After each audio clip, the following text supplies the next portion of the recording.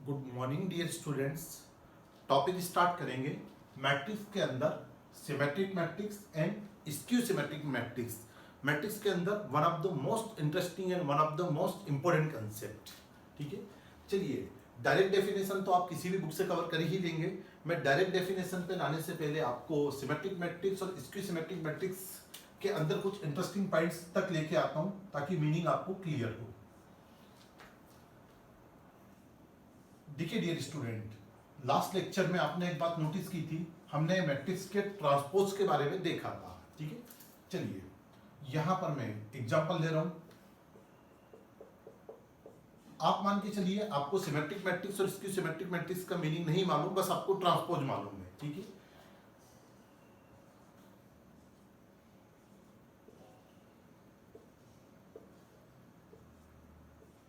मैंने एक example frame कर लिया। ठीक है, अब मैंने आपसे बोला डियर स्टूडेंट कि आप मुझे इसका ट्रांसपोज कैलकुलेट करके दें। ठीक है, चलिए लास्ट लेक्चर पे फोकस करेंगे तो आपको ट्रांसपोज का मीनिंग मालूम ही है।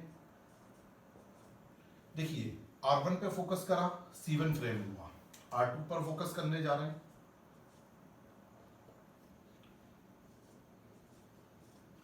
तो देख लीजिए डियर स्टूडेंट, हमने गिवन मैट्रिक्स का ट्रांसपोज कैलकुलेट कर लिया। ठीक है, लेकिन जब ट्रांसपोज निकाल के देखा तो एक इंटरेस्टिंग बात समझ में आई डियर कि ये तो मैट्रिक्स का ट्रांसपोज जो है ये तो वापस इक्वेशन नंबर फर्स्ट ही आ गया, तो क्या इसकी जगह में ए लिख सकता हूँ? बिल्कुल लिख सकते हैं डियर। अगर ये मैट्रिक्स और ये मैट्रिक्स सेम है तो RHS to LHS value put up होगी। मतलब यहाँ पर क्या कंडीशन आ गई मेरे पास, AT इक्वल टू ए आ गया। ठीक है, तो अच्छी बात है डियर, लेकिन दोनों को मुझे इक्वल करना था, तो इक्वल करने के लिए मैं इनके रेक्टेंगुलर मैट्रिक्स में तो ऐसा कर नहीं पाऊंगा, क्योंकि अगर मैं यहाँ 2x3 लेके चलता तो ये 3x2 लेके चलता। तो यहाँ पर 2 पॉइंट पर हम बात करेंगे। ठीक है, पॉइंट नंबर 1, ए क्या होना चाहिए?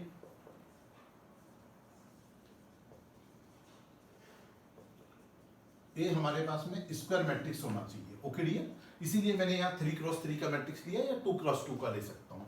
सेकेंड कंडीशन मैंने क्या देखी, AT इक्वल टू ए आना चाहिए। ठीक है, स्क्वायर मैट्रिक्स होना चाहिए कंडीशन नंबर 1, और condition number 2 AT equal to A आना चाहिए। अगर ये दोनों कंडीशन अगर फुलफिल हो जाती है तो ए मैट्रिक्स जो होगा, ठीक है, उसको हम बोल देंगे सिमेट्रिक मैट्रिक्स। ठीक है, ये सिमेट्रिक मैट्रिक्स की डेफिनेशन फ्रेम होगी। ठीक है, अब यहाँ पर एक नेचुरल सा क्वेश्चन हमारे माइंड में क्लिक होता है, और होना भी चाहिए डियर। क्या क्वेश्चन क्लिक होता है? क्या ये सारे मैट्रिक्स के केस में ऐसा हो जाएगा? बिल्कुल नहीं होगा। ठीक है, मैट्रिक्स को हमें डिजाइन करके चलना पड़ेगा। कैसे? एक तो स्क्वायर मैट्रिक्स लेके चलना है, पहली बात, जैसे 3x3 लिया। दूसरी बात हमने क्या करा इसके अंदर, आपने नोटिस करा हो तो जो R1 है ना, उसको C1 के साथ हम मैच करके देखें तो जैसा ये दिख रहा है वैसा ये दिख रहा है। R2 और C2 के साथ मैच करके देखेंगे तो भी हमारी मैचिंग परफेक्ट जा रही है। ठीक है, और R3 और C3 के साथ अगर मैचिंग करके देखेंगे तो भी हमारी मैचिंग परफेक्ट हो रही है। मतलब अगर हम स्क्वायर मैट्रिक्स लेते समय इस पर्टिकुलर पॉइंट को माइंड में लेके चले, किस पर्टिकुलर पॉइंट पर, कि R1 और C1 मैच हो जाए, R2 और C2 मैच हो जाए, और R3 और C3 मैच हो जाए, तो हमेशा, ठीक है, स्क्वायर मैट्रिक्स और इस कंडीशन को लेके अगर आप आगे बढ़ते हैं तो हमेशा AT इक्वल टू ए आ जाता है, और यही जो है बेसिकली सिमेट्रिक मैट्रिक्स की डेफिनेशन हो जाती है। ठीक है,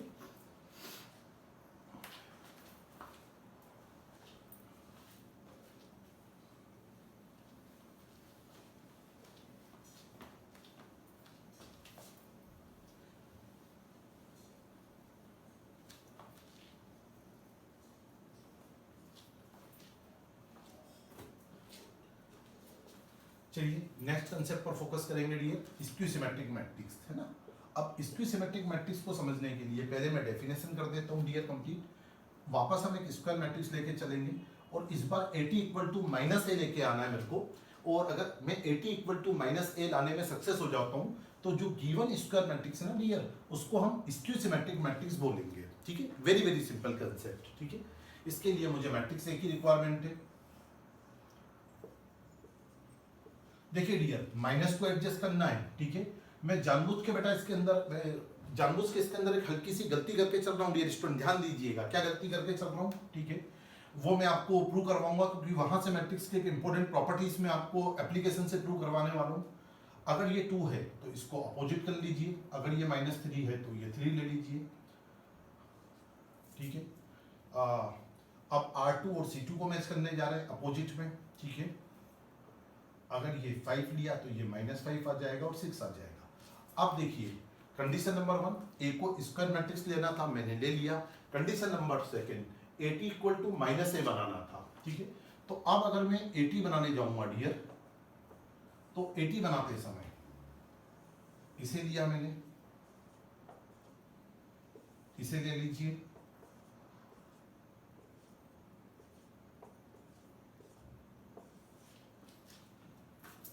अब AT इक्वल टू ये मैट्रिक्स मेरे पास में आ चुका है। अब मैं क्या करने वाला हूँ डियर, मुझे माइनस की रिक्वायरमेंट है, तो मैं इसमें से माइनस कॉमन निकाल दूंगा, ठीक है। तो माइनस कॉमन निकलता है,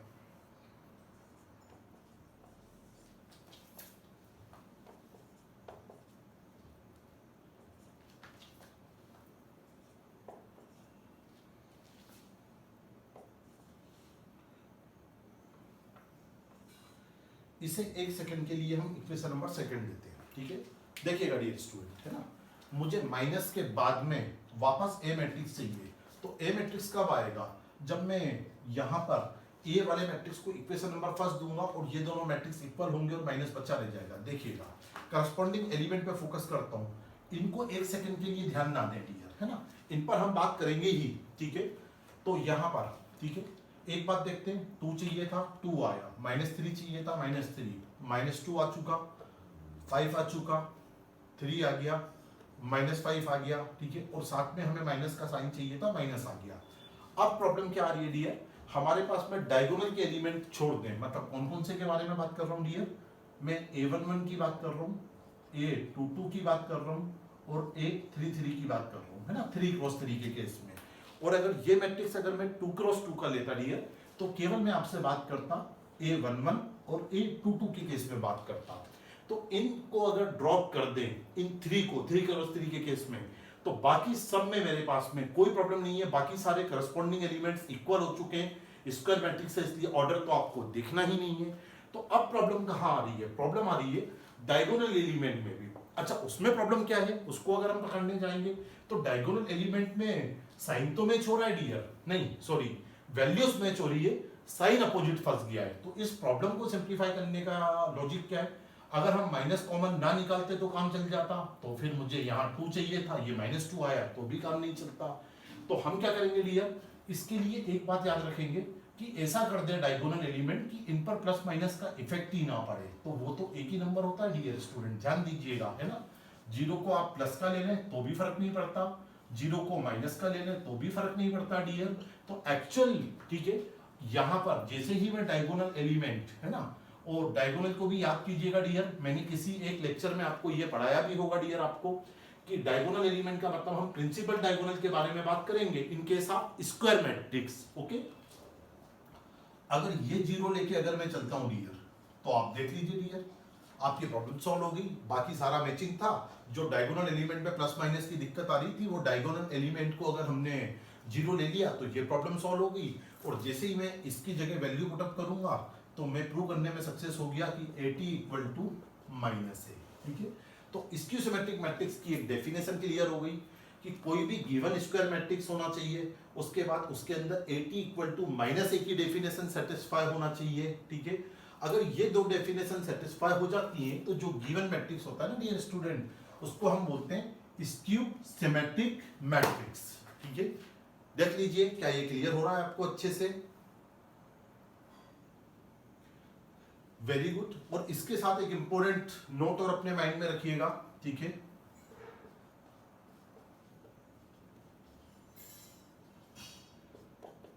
the diagonal elements of skew symmetric matrix always 0, है ना। क्या बात बोली मैंने डियर स्टूडेंट, मैंने आपसे बोला स्क्यू सिमेट्रिक मैट्रिक्स के डायगोनल एलिमेंट ऑलवेज 0 ही होंगे, ठीक है। अब इसमें भी अपने मन में आप इस तरह की कोई फीलिंग मत लाइएगा कि ये 3 एलिमेंट हैं, इनमें से सर हम एक को जीरो ले लें, 2 को जीरो ना लें, या 2 को जीरो ले लें, एक को जीरो ना लें, क्या ऐसा पॉसिबल है? तो डेफिनेटली स्टूडेंट आप इस पर जो मैंने हिट एंड ट्रायल करी उससे भी कंक्लूड निकाल सकते हैं। और डायरेक्ट लर्न करना है तो मैं आपको बता देता हूं, एब्सोल्युटली नो, नहीं होगा, बिल्कुल नहीं होगा, है ना। All diagonal element of skew-symmetric matrix must be zero. Okay, अभी मैंने आपको एग्जांपल से प्रूव करके दिखाया है, बाद में मैं इसको थ्योरम बेस्ड भी प्रूव करके दिखाऊंगा कि ये होता क्यों है, और ये भी एक इंपॉर्टेंट कंसेप्ट होता है जो हमें माइंड में रखना है।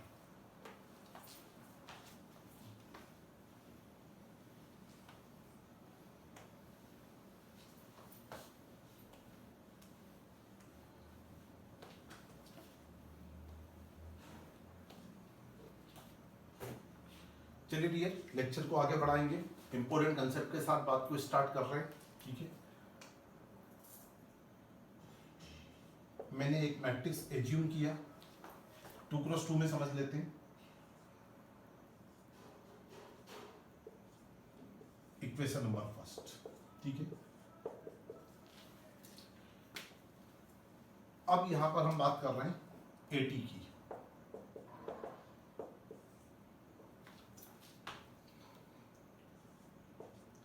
डेफिनेटली ट्रांसपोज निकालना हमको आता ही है डियर, ठीक है। ये मैंने ट्रांसपोज कैलकुलेट किया, इक्वेशन नंबर सेकंड मेरे पास बन गई।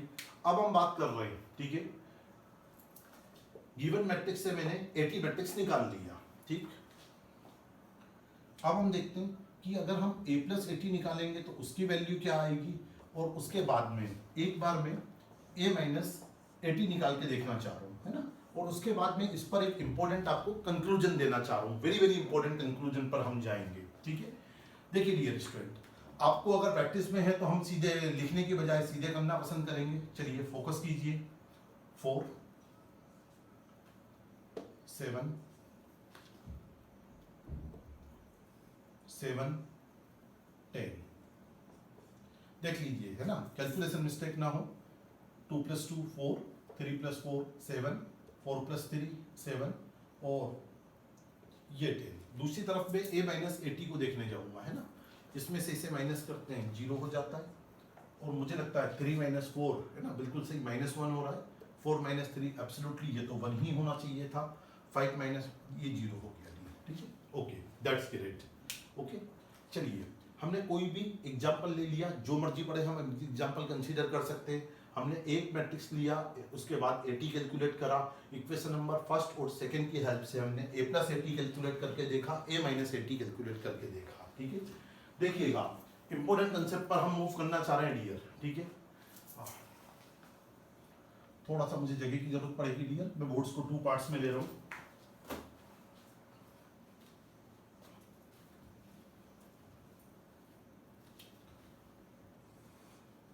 अब अगर मैं आपसे बोलता हूँ डियर, अगर ये यहाँ पर ये इक्वेशन नंबर फर्स्ट ले लीजिए, इसे सेकंड ले लीजिए, इसे थर्ड ले लीजिए, इसे इक्वेशन फोर्थ ले लीजिए, यहाँ पर मैं बोलता हूँ अगर ये मैट्रिक्स है तो इतना लेंथी इसको देखने की बजाय अगर हम सिंपल फॉर्म में देखें तो इसकी जगह हम इसे एक नया मैट्रिक्स बी सपोज कर सकते हैं, तो मैंने बी ले लिया, ठीक है।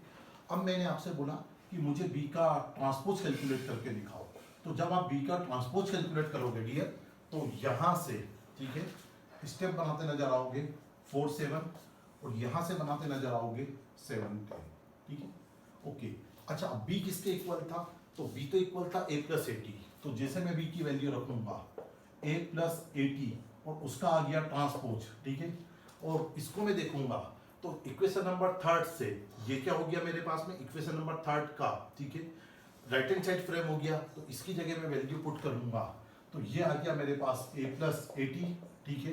तो यहां से, है ना, कंफ्यूजन आ रहा है, रुक जाओ, मत हो कंफ्यूजन की है, ठीक है। एक स्टेप और ले रहा हूं मैं, इससे भी निकाल सकते थे, या एक स्टेप इसको गोल कर जाओ डियर, अभी यही चलो, BT इक्वल टू, इसकी जगह अगर आपको नहीं समझ में आ रहा तो एक काम करो, है ना, इसकी जगह ये नोटेशन की बजाय आप B ले लो, ठीक है।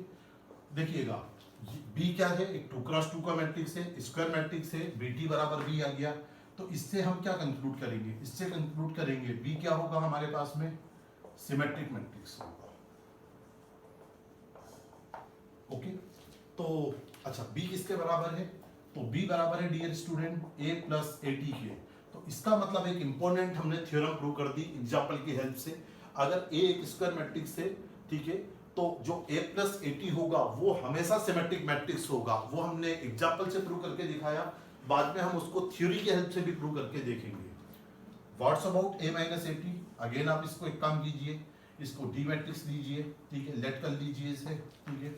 अब एक काम करते हैं, डी का हम ट्रांसपोज लेके देखते हैं, ठीक है।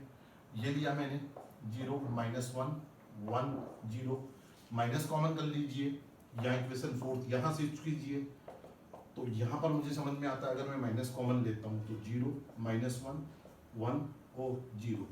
अब अगर इस स्टेप को अगर मैं देखता हूँ डियर, है ना, तो ये स्टेप मेरे पास में इक्वल आ जाता है, माइनस एज इट इज रहेगा डी के, दैट मीन्स, है ना, क्या रिजल्ट निकाला मैंने, डी टी इक्वल टू, मैंने माइनस डी प्रूव किया, और डी क्या था डियर, डी तो एक 2x2 का मैट्रिक्स था। अगर डी एक 2x2 का मैट्रिक्स था, ठीक है, और D T equal to minus D आया, तो इससे हम एक कंक्लूड करते हैं, जस्ट आज ही के लेक्चर में आप देख सकते हैं, डी हमारे पास क्या होगा, skew symmetric matrix, okay dear. लेकिन डी किसके बराबर है, डी तो इक्वल है a माइनस ए टी के, तो यहां से अगर हम देखने जाएंगे तो हम प्रूव करेंगे a माइनस ए टी क्या हो गया, इसकी सिमेट्रिक मैट्रिक्स हो गया डियर।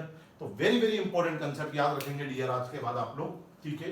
क्या कंसेप्ट याद रखेंगे, ए कोई भी आपके पास में गिवन मैट्रिक्स है, ठीक है, लेकिन वो कैसा मैट्रिक्स होना चाहिए डियर, वो एक स्क्वायर मैट्रिक्स होना चाहिए, क्योंकि सिमेट्रिक मैट्रिक्स और स्क्यू सिमेट्रिक मैट्रिक्स का कंसेप्ट आता ही तब है जब हम किसके बारे में बात कर रहे हैं डियर, स्क्वायर मैट्रिक्स के बारे में बात कर रहे हैं।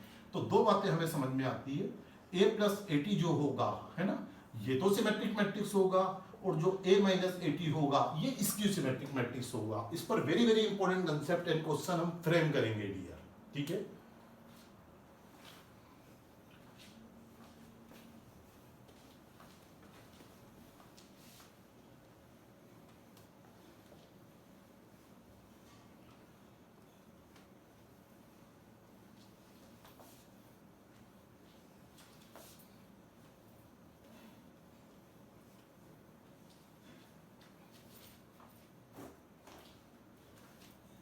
चलिए, ठीक है, बिफोर लिविंग द क्लास, ठीक है, आज के लेक्चर को, है ना, लास्ट में एक बार रिकेपिंग करके देखते हैं। हमने क्या देखा आज के कंप्लीट लेक्चर में, हमने देखा कि ए हमारे पास में, ठीक है, क्या होना चाहिए, सबसे पहली बात 2x2 3x3 4x4, that means we can say that it's a square matrix, condition number 1, okay dear.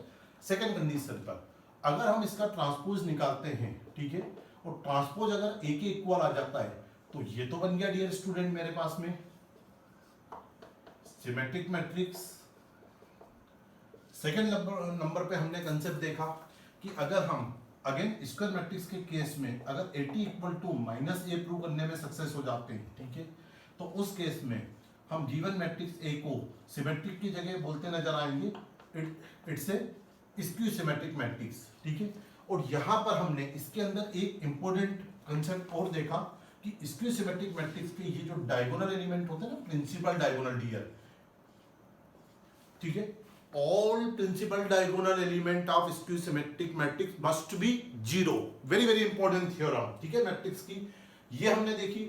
इसके बाद हमने वेरी वेरी इंपॉर्टेंट कंसेप्ट देखा कि अगर हम किसी भी मैट्रिक्स ए को लेके चल रहे हैं उसका ट्रांसपोज ले सकते हैं, तो ए प्लस ए टी भी एक मैट्रिक्स आएगा, ठीक है। क्या वो किसी पर्टिकुलर नेचर को रिफ्लेक्ट करेगा, डेफिनेटली करेगा डियर, जस्ट हमने प्रूव करके देखा, ठीक है। ये हमेशा एक सिमेट्रिक मैट्रिक्स होगा, और सेकेंड लाइन पर जो a minus A T matrix आएगा वो हमेशा स्क्यू सिमेट्रिक मैट्रिक्स होगा, ठीक है डियर स्टूडेंट। देखिए, ठीक है, काफी बोलना पड़ा, ऐसा लगा थोड़ा सा लास्ट में, ठीक है, सांस भी भराई, ठीक है, कोई बात नहीं डियर, आपको पढ़ाने के लिए अगर इतना भी लगाना पड़े तो बहुत छोटी कीमत चुकाई हमने, ठीक है। आराम से चीजें देखिएगा, अगर इतना लेक्चर आपको समझ में आ जाता है तो हम इस पर एक इंपॉर्टेंट लेक्चर और अपलोड करना चाह रहे हैं, दीजिएगा रिव्यू अपने, ठीक है। चलिए dear student, thank you so much, have a nice day.